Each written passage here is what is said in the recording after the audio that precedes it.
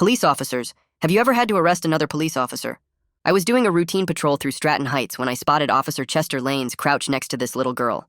She was maybe 7 years old, and something about the way his hand was on her shoulder made my stomach drop.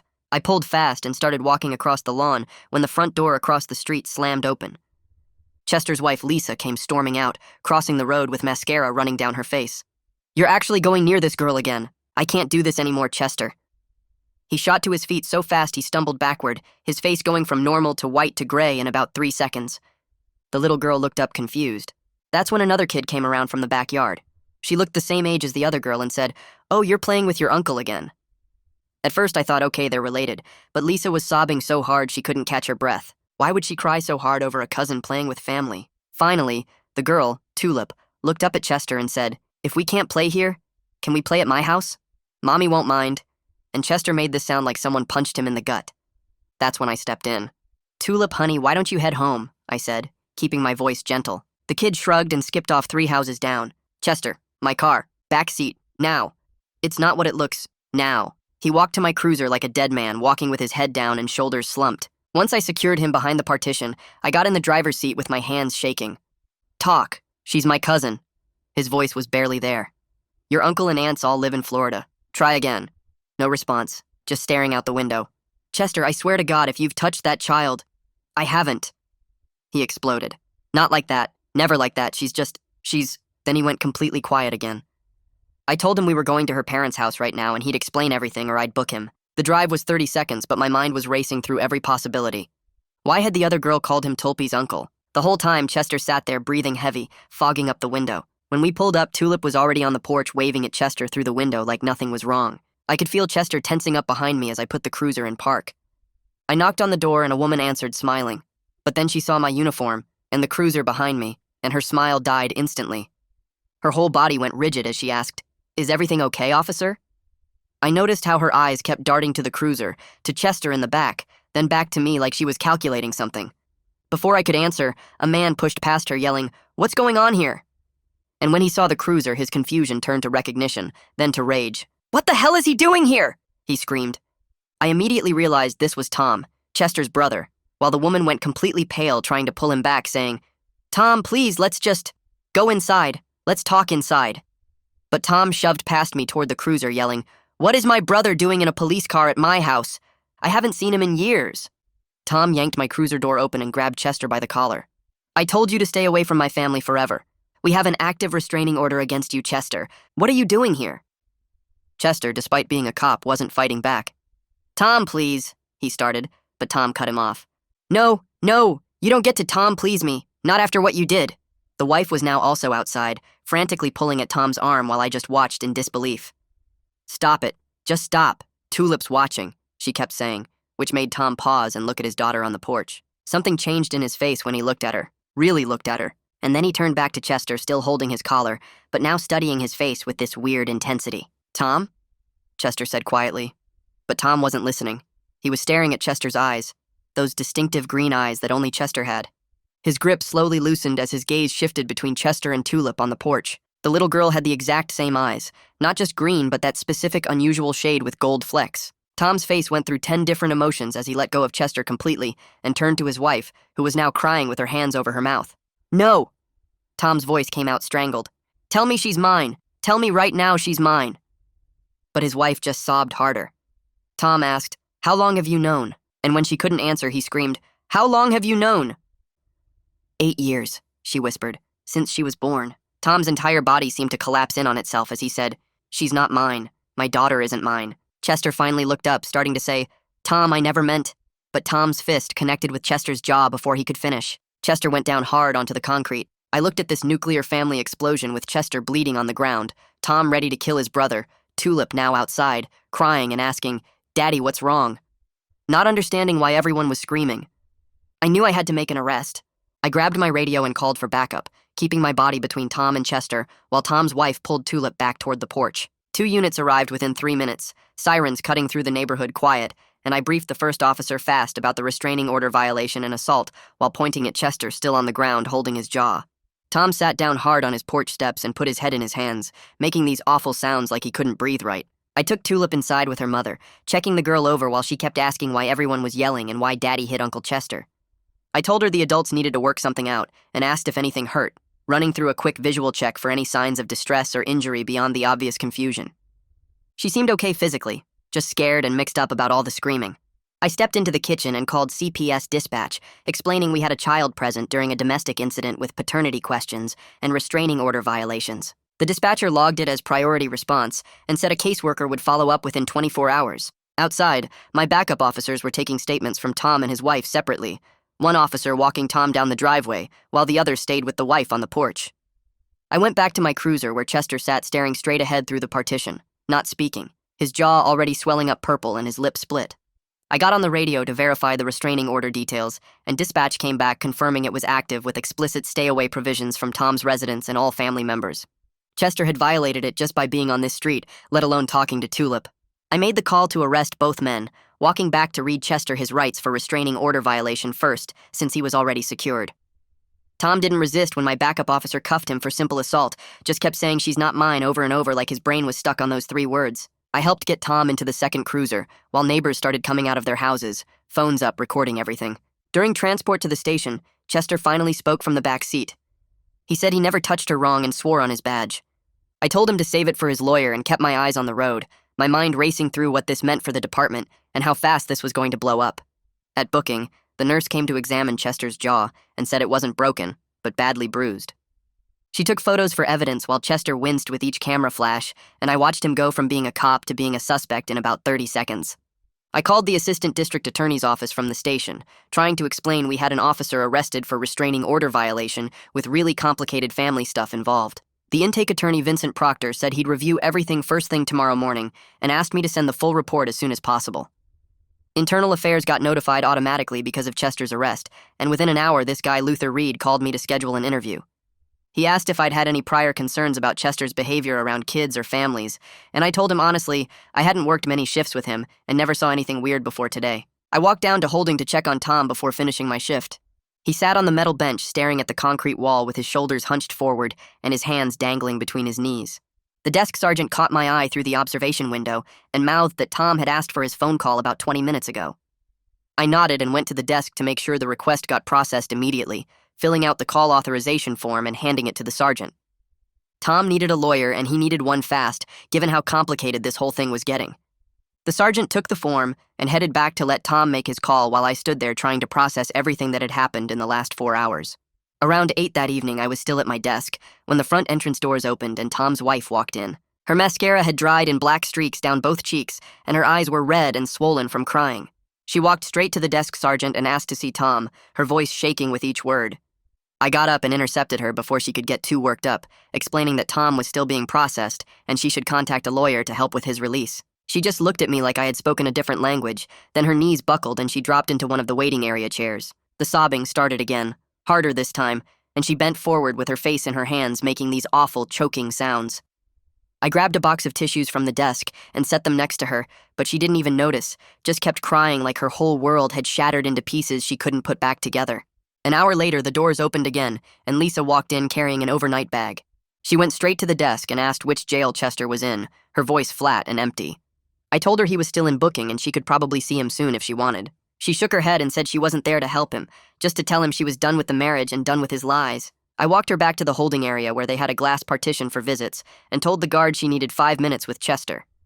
Through the glass, I could see Chester stand up when he spotted Lisa, his face going from hopeful to terrified when he saw the bag. Lisa picked up the phone on her side of the glass, and I watched Chester grab his phone, their mouths moving, but I couldn't hear the words. It lasted maybe 3 minutes before Lisa hung up the phone, set her wedding ring on the metal shelf, and walked away, while Chester pressed his palm against the glass. I went back to my desk and pulled up a blank incident report form on my computer. The next 3 hours disappeared as I typed out every single detail from the moment I spotted Chester crouched next to Tulip to the moment I cuffed both men. I documented the restraining order violation, the physical assault, the paternity revelation, everything I had witnessed with exact times and locations. My supervisor, Sergeant Weaver, came by around 11 and asked to read it before I submitted it. She sat at the empty desk next to mine, scrolling through the pages, her expression getting more serious with each paragraph. When she finished, she looked up at me and said the optics on this case were explosive because it involved a fellow officer and family betrayal that would make people question everything. She told me to expect scrutiny from multiple directions and to keep my head down and my statements consistent. The next morning, I heard through the station grapevine that Chester was meeting with his union rep, Nathan. I was getting coffee in the break room when two officers came in talking about how Nathan had arrived first thing and looked grim walking into the conference room. One of them said he overheard Nathan telling the desk sergeant that this one was going to be complicated because of the restraining order violation combined with Chester's position as an officer. Later that morning, I saw Nathan leaving through the front doors, and he stopped to tell the desk sergeant that Chester was informed about mandatory suspension and firearm surrender pending the investigation. Nathan's face was tight and stressed, and he kept shaking his head like he couldn't believe what he was dealing with. Tuesday morning, I got a call from dispatch saying a CPS caseworker named Fatima was heading to Tom's house for a safety screening. I made a note in my follow-up file and kept working on my other cases, but my mind kept drifting back to Tulip and what she must be going through. Fatima called me later that afternoon to let me know she had interviewed Tom's wife and Tulip separately, checking for any signs of abuse or inappropriate contact between Chester and the girl. She said Tulip seemed confused about why everyone was upset, but showed no signs of trauma or fear when talking about Chester. Fatima scheduled a formal follow-up for later in the week to monitor the situation and make sure Tulip had proper support through whatever came next. Wednesday morning, Vincent from the DA's office called me in for a meeting at the courthouse. I drove over during my lunch break and met him in a small conference room on the third floor. He explained that this case had serious community sensitivity because it involved a police officer and family betrayal that people would be watching closely. Vincent asked me detailed questions about exactly what I witnessed, making me walk through the timeline 3 times to make sure he had everything straight.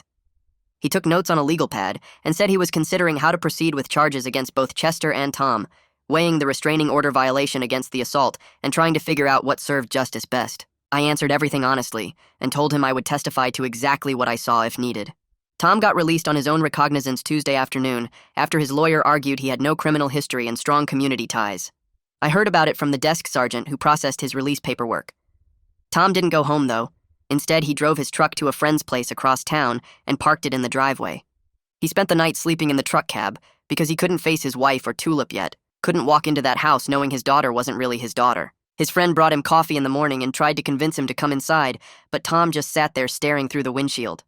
Wednesday morning, Luther from Internal Affairs called me down to his office on the second floor. He had me sit across from his desk while he pulled up files on his computer, asking if I had ever seen Chester near Tom's neighborhood before or noticed any concerning behavior. I told him honestly that this was the first time I had worked a shift with Chester in that area, but I offered to pull my patrol logs to check for any patterns.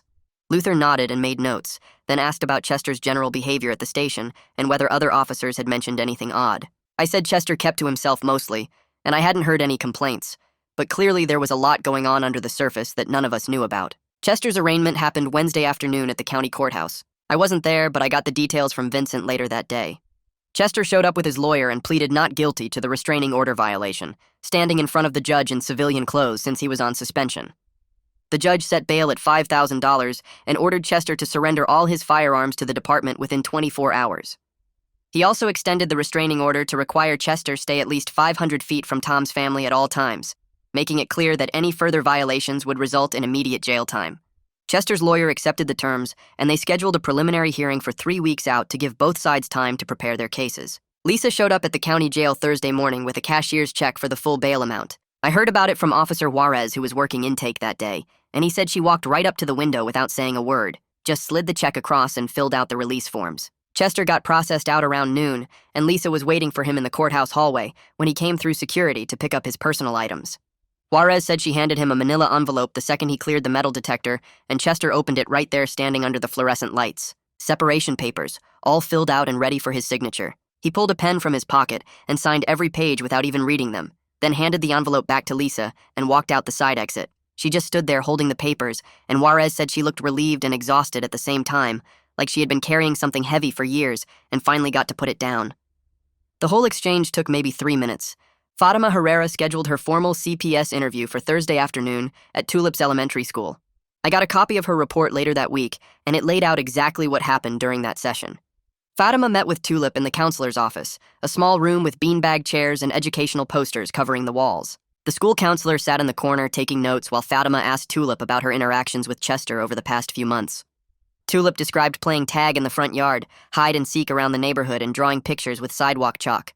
She said Chester always stayed where other people could see them, never asked her to go anywhere private, and mostly just talked about school and her favorite cartoons.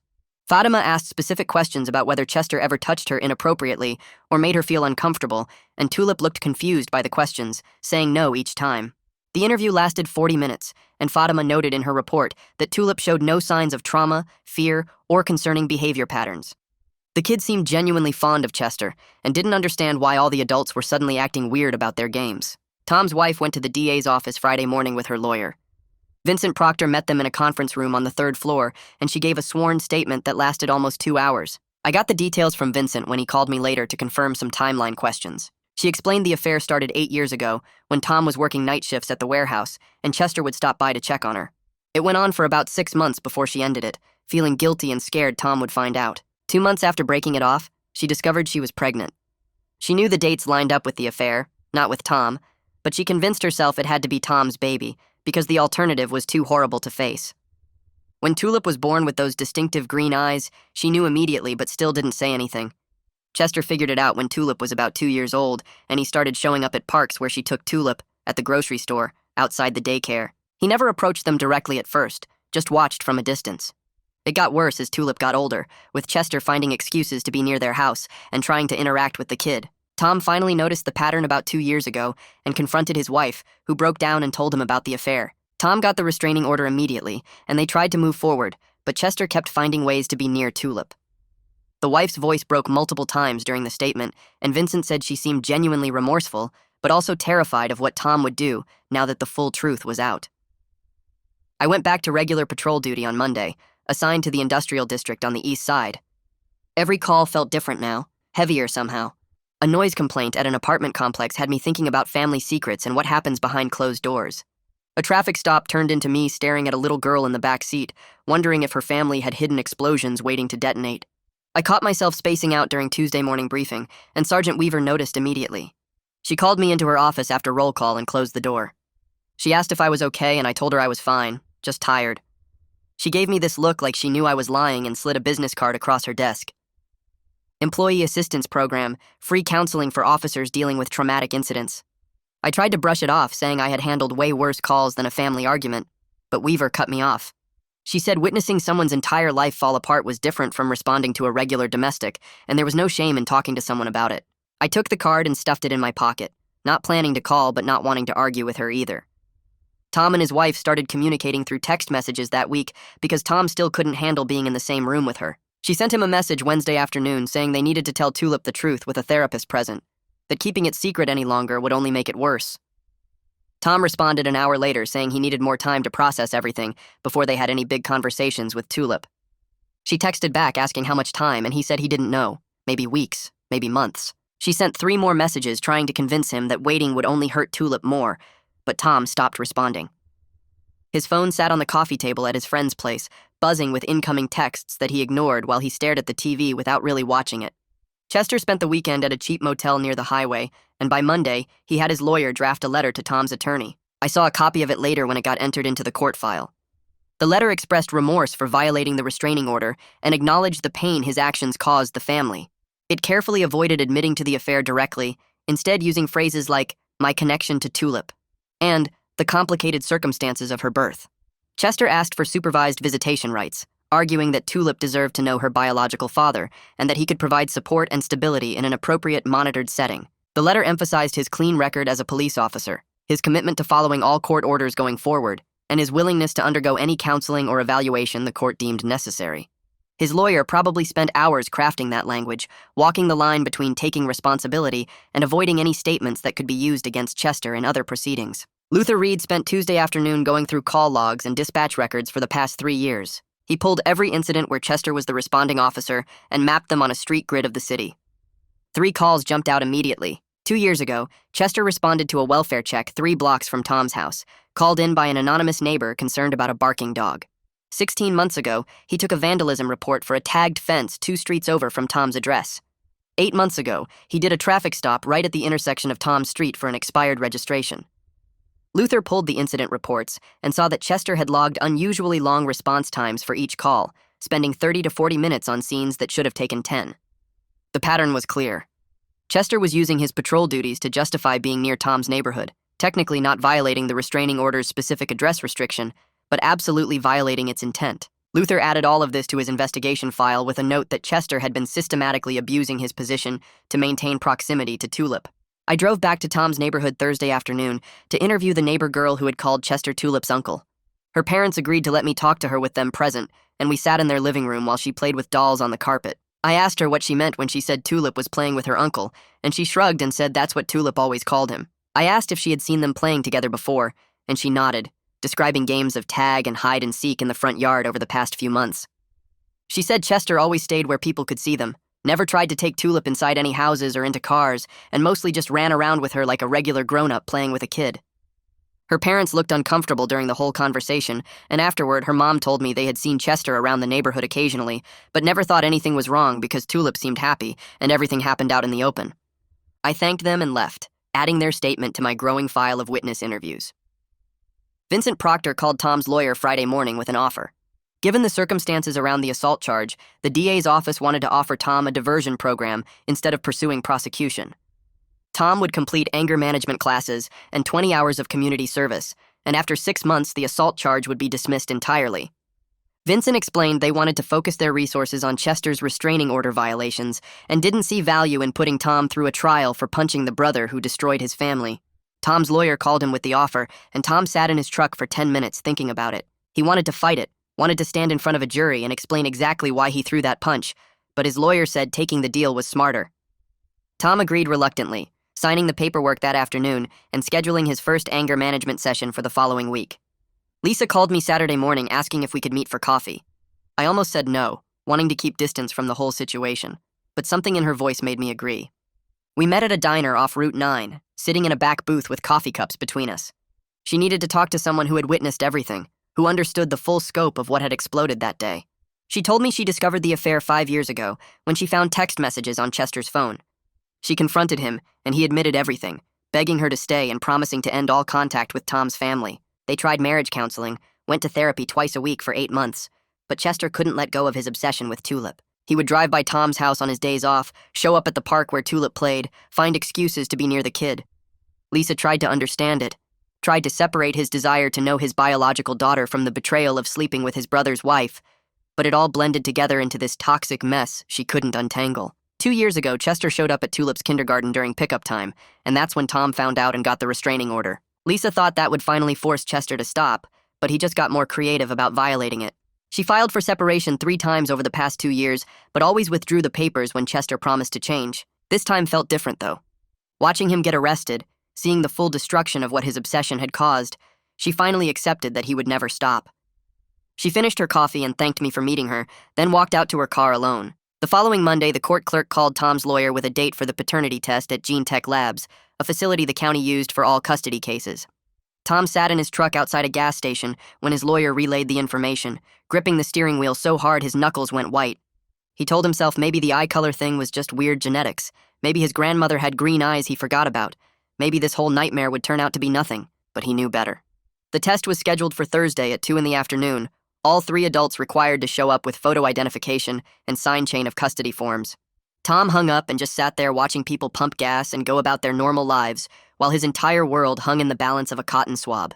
That same afternoon, Fatima showed up at Tulip's elementary school, meeting with the principal first to explain the situation. She opened an official CPS case file, not because anyone suspected abuse, but because the family was going through serious trauma and Tulip needed support systems in place. Fatima spent an hour with the school counselor, a woman named Virginia who had worked at the school for 15 years and knew most of the families in the neighborhood. They set up a monitoring plan where Virginia would check in with Tulip twice a week, watch for any behavioral changes or emotional distress, and report back to Fatima monthly. Virginia pulled Tulip's academic records and noted she was a solid student with good attendance and no prior concerns, which was reassuring but didn't mean the current situation wouldn't affect her going forward. Back at the station, I started noticing the whispers. Some officers would go quiet when I walked into the break room. Others would give me these looks like they wanted to ask questions but didn't know how. A few guys defended Chester in hushed conversations, saying he was a good cop who made personal mistakes and didn't deserve to have his career destroyed over family drama. Others wouldn't mention his name at all, just changed the subject whenever someone brought him up. The division in the department made me feel weird and isolated, like I'd stepped into something that was splitting people into camps whether they wanted to be or not. I kept my head down and focused on my patrol reports, answering calls and writing tickets and avoiding the break room as much as possible. Thursday came and Tom showed up at Gene Tech Labs at 1:45, sitting in the waiting room with his leg bouncing and his phone clutched in his hand. Chester arrived at 1:50 with his lawyer, and they sat on opposite sides of the room not looking at each other. Tom's wife came in last at 1:58, her eyes red like she'd been crying in the car. The lab technician called them back one at a time, starting with Tom. She was professional and efficient, explaining the cheek swab process and having him sign 6 different forms about consent and chain of custody. I only know all this because Tom's lawyer told me later, but the technician kept her face neutral, even though you could tell she recognized the case. When all 3 adults had provided samples, the technician labeled everything with barcode stickers and placed the swabs in sealed evidence bags. She told them results would take 7 to 10 business days and would be sent directly to the family court judge. Tom walked out to his truck and sat there for 20 minutes before he could drive, just staring at the steering wheel and trying to breathe normally. Chester spent that weekend drafting a letter with his attorney's help, writing and rewriting it a dozen times. He apologized directly to Tom for the betrayal, for sleeping with his wife, for violating the restraining order, for causing so much pain to the family. The letter acknowledged how much damage he'd done and said he understood if Tom never wanted to speak to him again. But he also wrote about wanting to be part of Tulip's life in whatever way the court allowed, promising to respect boundaries and put her needs first. His lawyer reviewed the final draft, made a few edits to avoid anything that could be used against Chester legally, then sent it through official channels to Tom's lawyer. Tom's lawyer called to let him know the letter arrived, and Tom said to file it with the court, but he didn't want to read it personally. Meanwhile, Luther finished his internal affairs investigation, spending 2 weeks reviewing call logs, interviewing witnesses, and documenting everything.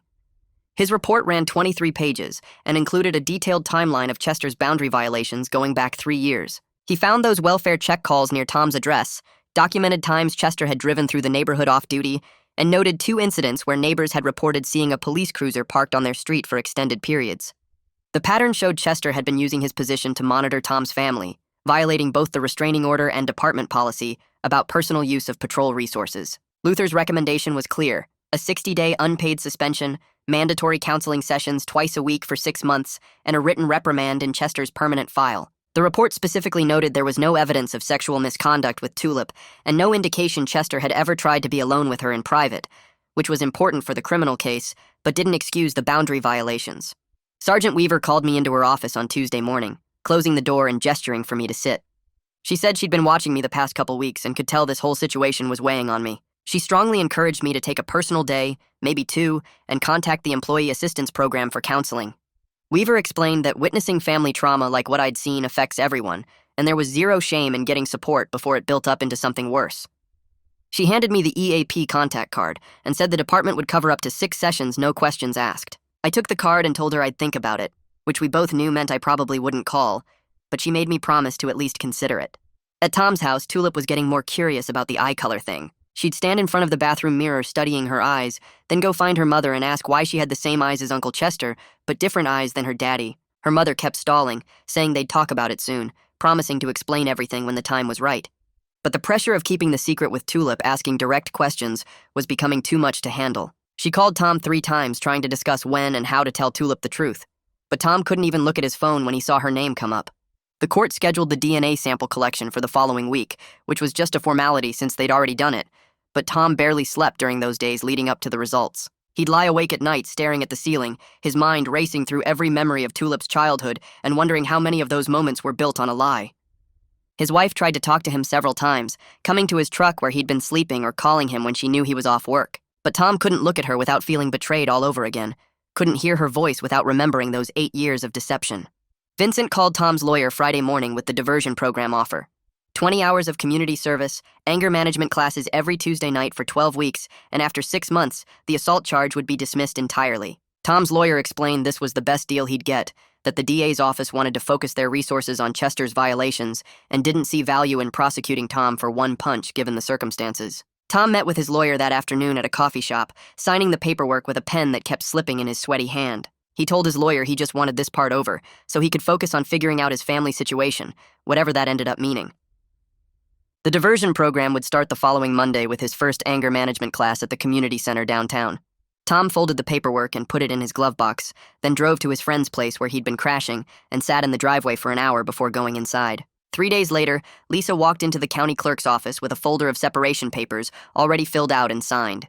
She handed them across the counter to the clerk, who stamped them without looking up, and just like that, her marriage was officially over in the legal sense, even though it had been dead for years. She drove straight from the courthouse to a short-term rental apartment on the east side, a one-bedroom place with beige carpet and white walls that smelled like bleach and emptiness.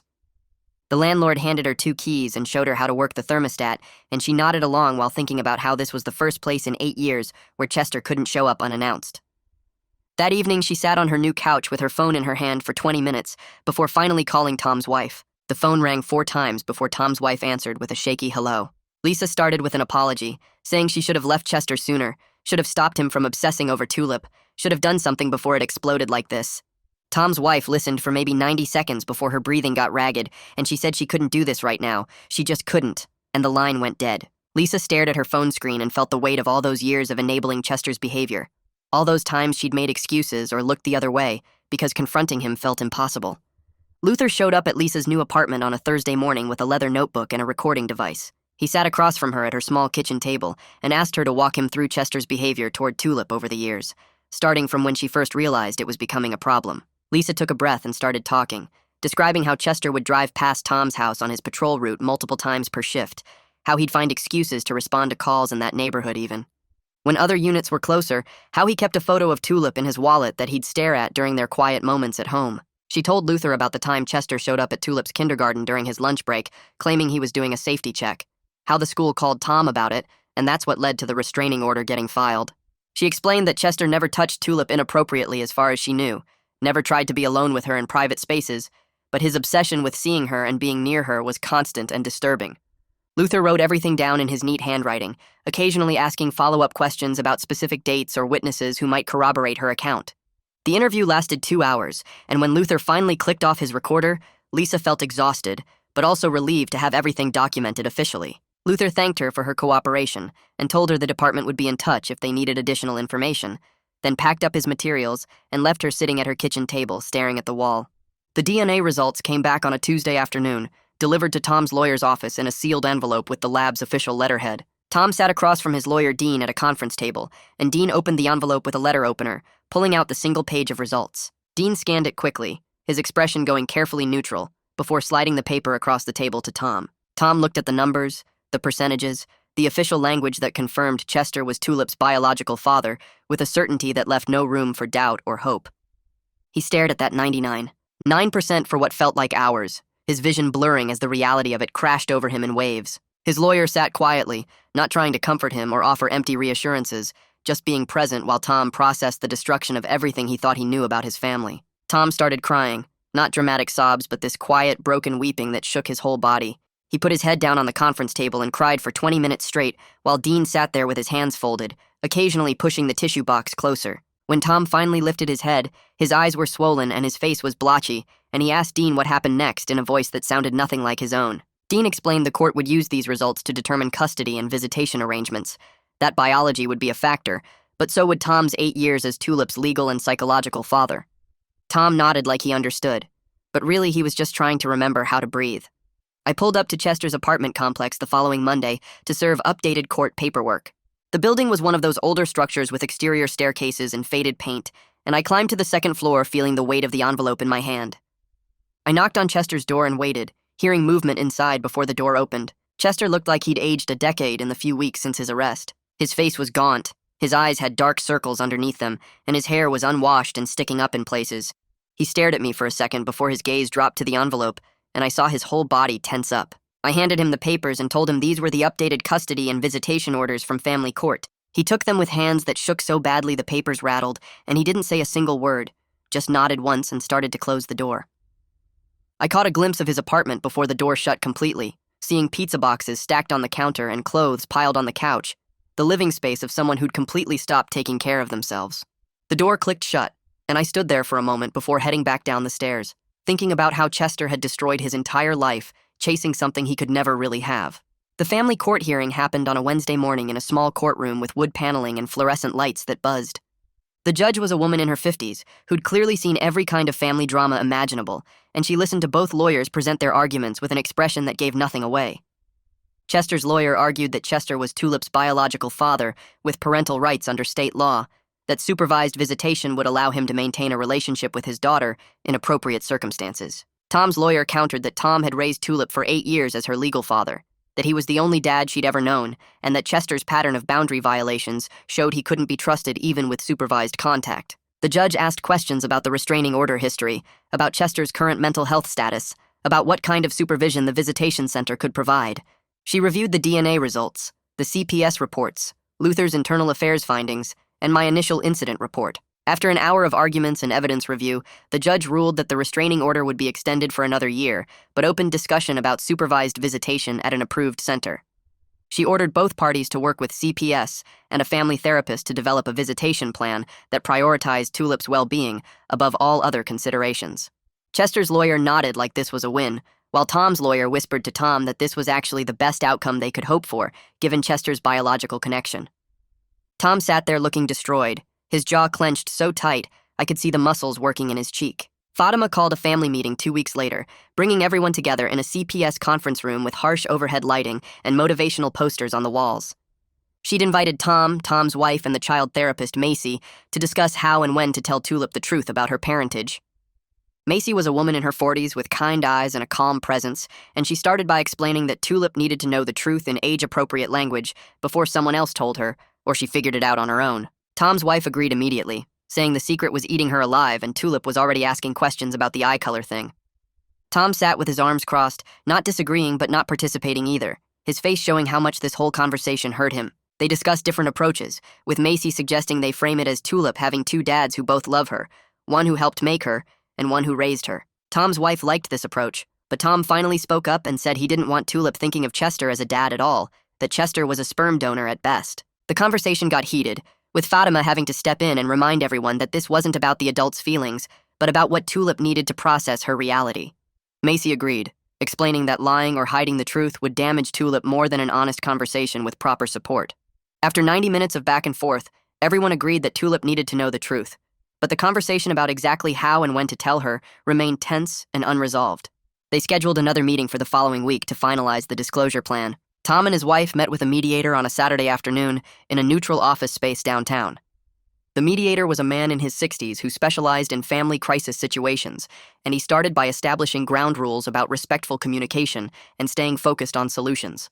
Tom's wife began by apologizing again for the affair and the deception, explaining she'd been scared and ashamed and thought she was protecting everyone by keeping the secret. Tom listened without interrupting, his face blank, and when she finished, he asked her how she could look at him every day for 8 years, knowing Tulip wasn't his. She started crying and said she'd convinced herself it didn't matter because he loved Tulip and was a good father, that biology didn't have to define everything. The mediator guided them through 3 hours of painful conversation, helping them move from blame and hurt toward practical decisions about Tulip's future. By the end of the session, they'd agreed that Tom's wife would do the disclosure with Macy present, using the language the therapist recommended. Tom committed to staying in Tulip's life as her dad, regardless of biology, but he made his wife promise complete honesty from that point forward, no more secrets or half-truths about anything. His wife agreed immediately, saying she'd answer any question Tom ever had truthfully, even if it hurt. They left the mediator's office separately, Tom heading to his truck and his wife driving home to Tulip, both of them exhausted but having reached some kind of fragile understanding. Chester showed up at the supervised visitation center the following Tuesday for his intake appointment. The coordinator was a woman named Sarah, who walked him through the facility's rules and expectations. He signed paperwork agreeing to appropriate topics of conversation, no gifts without prior approval, and absolutely no discussion of the adult conflict or court proceedings. Sarah explained that visits would be 1 hour weekly with a trained monitor present at all times, that the monitor would end the visit immediately if Chester violated any rules, and that he'd need to demonstrate consistent, appropriate behavior before any changes to the arrangement would be considered. Chester listened and signed everything without argument, his hands still shaking slightly as he wrote his name. Sarah showed him the visitation room with its toys and books and observation window, explaining that everything that happened in this room would be documented in reports submitted to the court and CPS. Chester looked around at the cheerful decorations and child-sized furniture, and I heard later from Fatima that he'd broken down crying during the intake, overwhelmed by the reality of only being allowed to see his daughter in this controlled, monitored setting. Sarah had let him collect himself before finishing the paperwork, and she'd noted in her intake report that Chester seemed genuinely remorseful and committed to following the rules. The first supervised visit was scheduled for the following Saturday morning. Vincent called both lawyers into his office to discuss plea arrangements. He'd reviewed all the evidence and decided not to pursue additional charges beyond the restraining order violation, offering Chester a deal with probation instead of jail time. Vincent explained that given the family complexities and the fact that Chester hadn't actually harmed Tulip, The DA's office wanted to focus on rehabilitation and appropriate boundaries rather than punishment. Chester's lawyer accepted the deal immediately, knowing it was far better than his client deserved given the circumstances. For Tom, Vincent finalized the diversion program paperwork, confirming that Tom's assault charge would be dismissed after he completed his community service and anger management classes. Tom's lawyer called him with the news, and Tom signed off on everything, telling Dean he just wanted the legal part over so he could focus on being there for Tulip through whatever came next. Both lawyers told their clients this was the best possible outcome, that the court system had balanced justice with practicality, and that everyone should consider themselves lucky the situation hadn't resulted in more serious consequences. I got called to testify at a brief hearing the following week to provide my first-hand account of the initial incident. I sat in the witness box and walked through what I'd observed that afternoon, from spotting Chester with Tulip to the confrontation with Tom to making the arrests. I stuck to facts and avoided speculation, describing actions and statements without interpreting motives or assigning blame. The lawyers asked me questions about the timeline, about Tom's emotional state, about whether Chester had tried to resist or flee. I answered everything directly and honestly, maintaining my professional composure, even though reliving that afternoon made my stomach tight. Luther sat in the back of the courtroom taking notes, and after the hearing, he caught up with me in the hallway. He told me his final report would note that I'd handled a volatile and complicated situation professionally, that I'd followed proper procedure throughout, and that my actions had likely prevented an even worse outcome. He shook my hand and thanked me for my cooperation with the investigation, and I felt some of the weight I'd been carrying lift slightly. I drove back to my new patrol sector afterward, ready to focus on regular police work and leave the Stratton Heights situation in the hands of the courts and therapists and caseworkers who were better equipped to handle it. A few days after the hearing, Lisa texted Tom's wife asking to meet at a coffee shop on the other side of town, somewhere neither of them would run into anyone they knew. Tom's wife almost didn't go, but something made her show up anyway, and when she walked in, Lisa was already sitting in a back corner booth looking tired and older than her age. They ordered coffee and sat in awkward silence for a minute before Lisa spoke first, apologizing for not leaving Chester sooner and admitting she'd known about his fixation on Tulip for years, but couldn't bring herself to pull the plug on their marriage. Tom's wife listened without interrupting, then quietly said she should have been honest from the start instead of building a life on lies, and that she understood why Lisa had stayed as long as she did, because leaving someone you've built a life with isn't as simple as people think. They talked for about 40 minutes, both crying a little but keeping their voices low, and by the end they agreed they didn't need to be friends or stay in contact. But they could let go of any anger toward each other since they'd both been dealing with Chester's mess in different ways. Lisa paid for both coffees, and they walked out to the parking lot separately, and that was the last time they saw each other.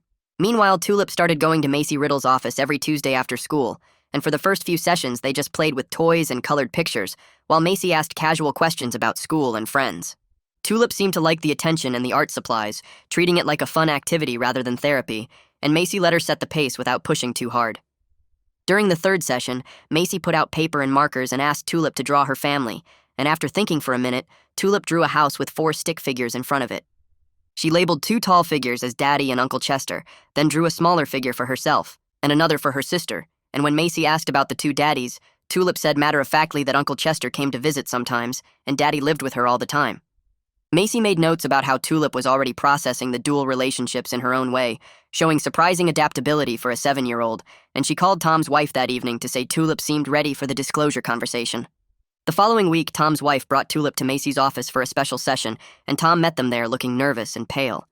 Macy had them all sit on the floor with cushions, creating a relaxed environment, and she started by asking Tulip what she knew about families and how sometimes families look different from we expect. Tulip listened carefully, swinging her legs, and Macy gently explained that Uncle Chester was actually her biological father, which meant he helped make her before she was born. But Tom was her daddy, who raised her and loved her and took care of her every single day.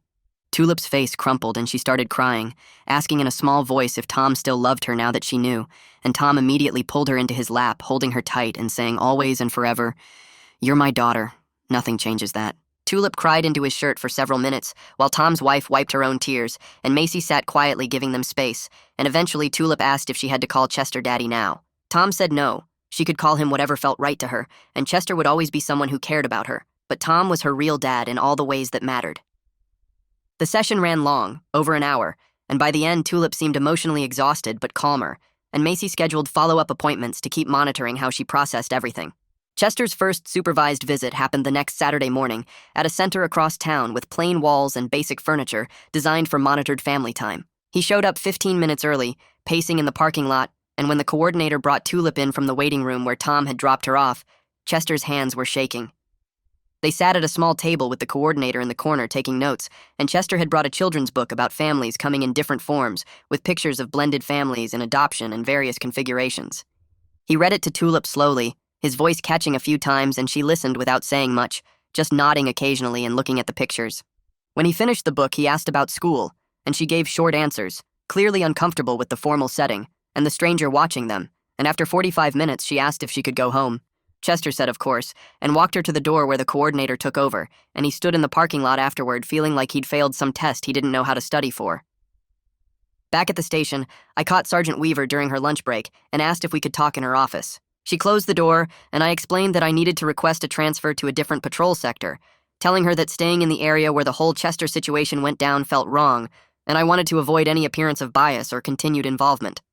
She didn't hesitate, saying it showed good judgment, and she'd approve the transfer immediately, and within a week I had new assignment paperwork for the East Side District. She also mentioned that the department was watching how this case played out, because it had implications for how they handled officer misconduct and conflicts of interest going forward, and my clean handling of it had been noted by the higher-ups. Luther Reed finally issued his internal affairs findings in a 12-page report that got circulated to department leadership. The report recommended a 60-day unpaid suspension for Chester, mandatory counseling sessions twice a week, and a written reprimand in his permanent file that would follow him for any future promotions or transfers. It cleared me of any wrongdoing, and actually commended my response to a volatile situation, noting that I'd followed procedure and prevented potential escalation through quick action. The report also triggered a department-wide policy memo about conflicts of interest and restraining order enforcement, emphasizing that officers needed to report any personal connections to cases, and that badge didn't exempt anyone from legal boundaries. Chester's union rep tried to negotiate the suspension down, but Luther held firm, and Chester accepted the terms without appeal. Both plea agreements got finalized in court during a joint hearing where Chester and Tom appeared with their lawyers. Chester accepted probation for the restraining order violation, including regular check-ins with a probation officer and continued supervised visitation terms, while Tom's assault charge got officially dismissed after the prosecutor confirmed he'd completed his diversion requirements. The judge spent 5 minutes lecturing both men about putting Tulip's well-being first, warning them that any future violations or conflicts would result in much harsher consequences, and emphasizing that the court's only concern was the child's safety and stability. Both men nodded and agreed, standing on opposite sides of the courtroom and not making eye contact, and the whole proceeding took less than 30 minutes before everyone filed out to the hallway. Tom and his wife hired Dean Murphy, a family lawyer who specialized in complicated custody situations, to formalize everything in writing. They met in his office and spent 2 hours working through the details, agreeing that Tom would remain Tulip's primary legal guardian with full decision-making authority for medical, educational, and religious matters. Chester would get supervised visits twice monthly at the approved center, with the possibility of increased contact if Tulip requested it and the therapist approved. They also worked out child support calculations, and Chester agreed to contribute a set amount each month to help with Tulip's expenses, which would be handled through the state system to keep everything documented and official. Dean drew up the paperwork and filed it with the court, and within 3 weeks they had a signed custody order that gave everyone clear boundaries and expectations. Lisa started seeing a therapist on Wednesday evenings, working through the years of enabling Chester's obsession and coming to terms with her failed marriage. The therapist helped her understand that she'd been living in a constant state of anxiety, always managing Chester's moods and trying to prevent the next crisis, and that leaving him was the healthiest choice she could have made. Lisa also got a part-time job at a medical office doing administrative work, which gave her financial independence and a routine that didn't revolve around Chester's schedule. She felt lighter than she had in years, sleeping better, and actually enjoying small things like grocery shopping alone or watching TV shows Chester would have complained about, and she started building a life that was truly hers. Virginia Ray called Tom's wife in for a meeting at the school, explaining that she needed to update Tulip's records to note the family situation so teachers and staff could watch for any behavioral concerns or emotional issues. Tom's wife signed the consent forms and provided contact information for Macy Riddle so the school could coordinate if needed, and Virginia assured her they'd keep everything confidential while making sure Tulip had support in the classroom. Over the next few weeks, Virginia checked in with Tulip's teacher regularly, but the reports were all positive, showing that Tulip continued doing well academically and socially, playing with friends at recess and participating in class like always. The resilience surprised all the adults involved, and Virginia noted in her files that children often adapted better than expected when given proper support and honest information. I scheduled my first EAP session for the following Tuesday, sitting in a small office with beige walls and a therapist who asked me to describe what I witnessed that day. I walked through the whole thing, from spotting Chester crouched next to Tulip to the DNA results, and she listened without interrupting, taking notes on a yellow pad. She asked how I was sleeping, And I admitted I kept replaying Tom's face when he realized Tulip wasn't his, that moment when his whole world collapsed.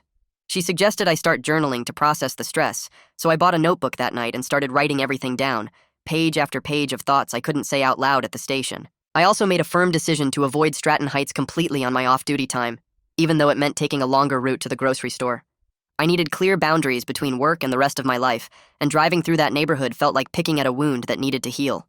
Over the next few weeks, I met with the counselor every Tuesday, and slowly the weight started lifting, the dreams about that afternoon becoming less frequent. Chester spent hours drafting an apology letter at his kitchen table, writing and rewriting until he had something that felt honest. He acknowledged the harm he caused Tom's family, taking full responsibility for his boundary violations and obsessive behavior over the years.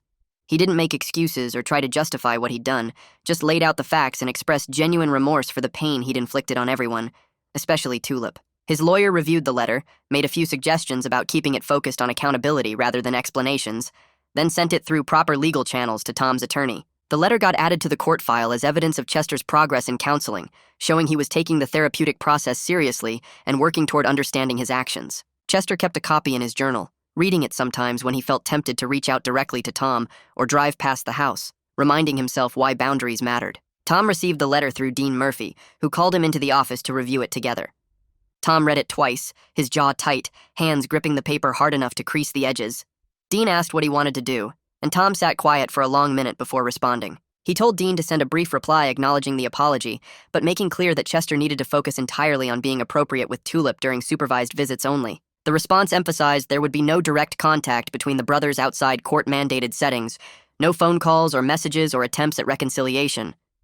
Tom wasn't interested in rebuilding their relationship or processing their shared history. He just wanted Chester to show up for the scheduled visits, follow the rules, and otherwise stay completely out of his life. Dean drafted the letter that afternoon and sent it through the proper channels, keeping everything formal and documented. Tom's wife started a new routine with Tulip, sitting down together every few nights to talk openly about whatever questions came up. Tulip asked why she had two dads now, and her mother explained gently that Tom would always be her daddy, who raised her and loved her, while Chester was her biological father, who wanted to know her too. When Tulip wondered if this made her different from other kids, her mother told her that families came in all shapes and that what mattered was loved and safe. She answered every question directly, never deflecting or changing the subject, even when the conversations made her uncomfortable. At night, she slept better, knowing there were no more secrets hanging over their household, though she carried a deep sadness about the years of deception and the pain it caused everyone. She went to therapy herself, working through the guilt and shame, learning to forgive herself while accepting the consequences of her choices. I started my new patrol sector on the east side the following month, driving different streets and seeing different faces. The area had its own rhythm, different from Stratton Heights, with more apartments and commercial buildings and less of that tight neighborhood feeling. I found myself relaxing into the work again, not constantly scanning for familiar faces or worrying about running into someone connected to the case. My new partner was a guy named Rodriguez, who'd been on the force for 15 years, and he showed me the spots to watch and which businesses had regular problems. We fell into an easy routine, responding to calls and doing traffic stops, and I felt lighter without the weight of potentially encountering Tom or Chester or anyone else from that explosive afternoon. The fresh start helped me process everything that happened, giving me mental space to work through it in therapy without the constant reminders. Chester's second supervised visit went much smoother than the first.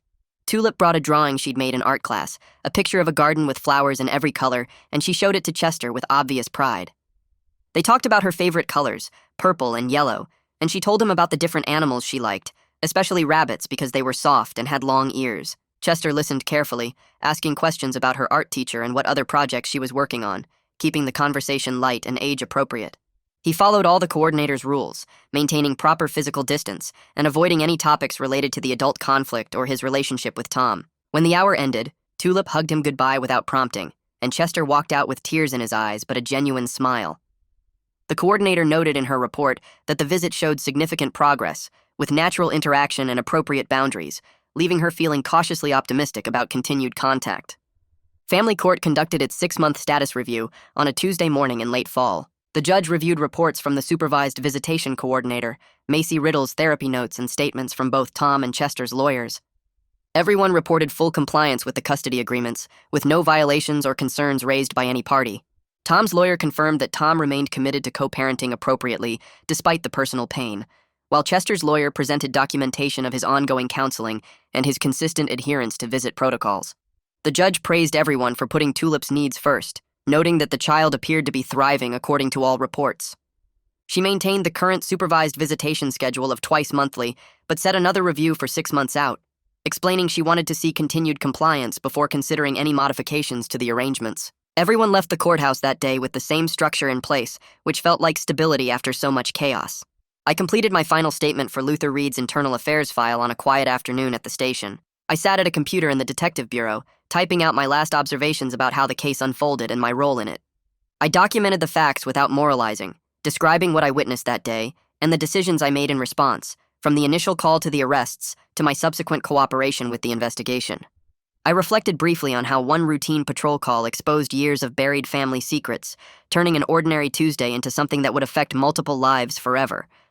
But I kept my personal feelings out of the official record, focusing on my professional response and the procedures I followed. Luther reviewed the statement, asked a few clarifying questions, then thanked me for my cooperation and closed the file. He told me the department appreciated my handling of a difficult situation, and I walked out of his office feeling like I could finally move forward completely. 3 months later, life found a new rhythm for everyone involved.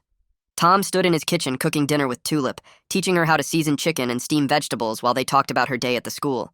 His wife sat at the dining table reading Macy Riddle's latest therapy notes, which reported continued positive adjustment and no signs of emotional distress in Tulip. Chester sat in his apartment journaling about his most recent supervised visit, writing about the book he and Tulip read together and his progress in understanding healthy boundaries through counseling.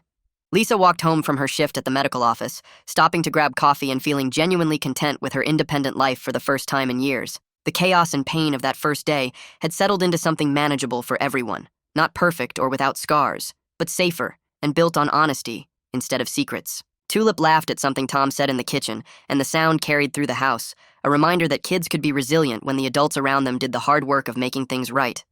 And that is the full story. I always try to make sure there is something practical or thoughtful you can carry away from it. Even the smallest reminder can help in real life. Subscribe so you can catch the next one when it drops.